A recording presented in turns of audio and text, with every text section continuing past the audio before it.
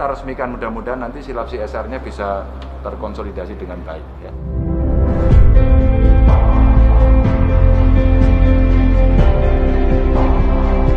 OPD kita minta untuk membridging, menjembatani kerjasama dengan pihak-pihak yang lain. Apakah kerjasama dengan BUMN, BUMD, perguruan tinggi, atau siapapun yang tertarik untuk kemudian mau membantu. Jadi ini sifatnya voluntarism saja.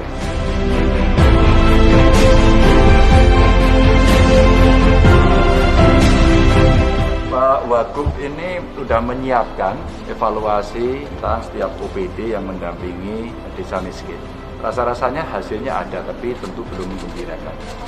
Ya bagus, beberapa orang miskin didampingi dan kemudian bisa naik kelas.